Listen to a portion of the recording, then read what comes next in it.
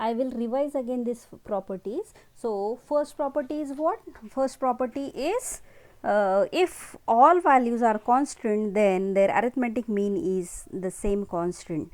Second says that if we are going to consider sum of deviation from its arithmetic mean for each and every observation, it is equals to 0. So this summation xi minus x bar equals to 0. In frequency, for frequency distribution, it is summation fi in bracket xi minus x bar equal to 0.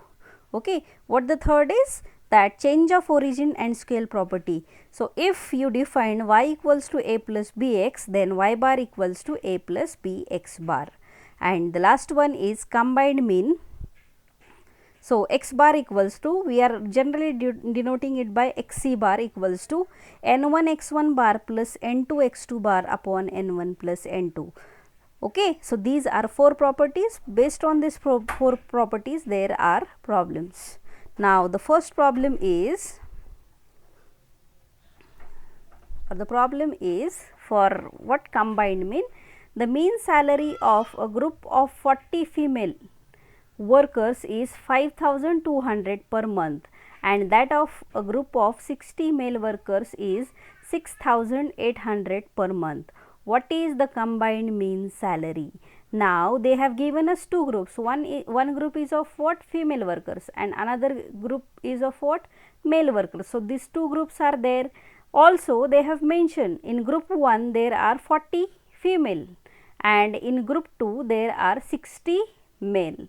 Now with this they have given us this salary of woman is rupees 5,200, and for male it is 6,800 per month. Okay. So they have given us n1 equal to 40, n2 equal to 60, x1 bar equals to 5,200 and x2 bar equals to 6,800. Then what is formula for combined mean?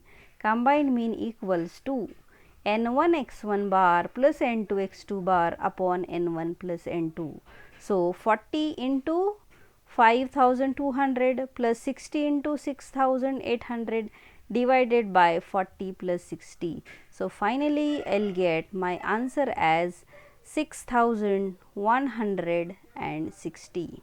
Okay. So this is all about arithmetic mean. So we will quick revise of this arithmetic mean as where we were, what we seen first, that arithmetic mean for ungrouped data. So x bar equals to x1 plus x2 plus x3 dash dash dash xn bar upon xn upon n. So this is for what? This is for individual observation. Summation xi by n. Now arithmetic mean for group data, what it is? It is summation fi xi by capital N, or summation fi xi upon summation of fi. So this is for group data. In terms of class interval, you have to convert those classes into continuous one and find out its mid value. Okay. And again you will use this formula. If you want to use change of origin and scale property, so formula for x bar is a plus summation fi di by n into c. What the di is? Di is xi minus a upon c.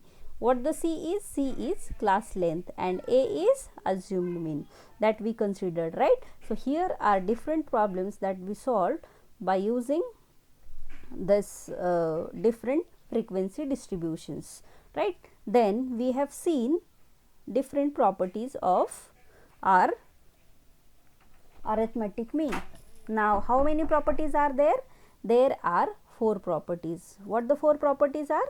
First property is, if all observations are constant, then its arithmetic mean is that constant only. This is the first one. What is the second one?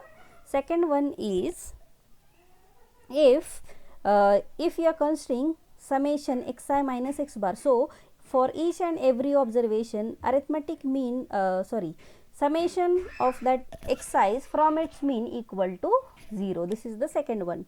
Third one is change of origin and scale property. If y equals to a plus bx, then y bar equals to a plus bx bar. And last we considered that combined mean, x equals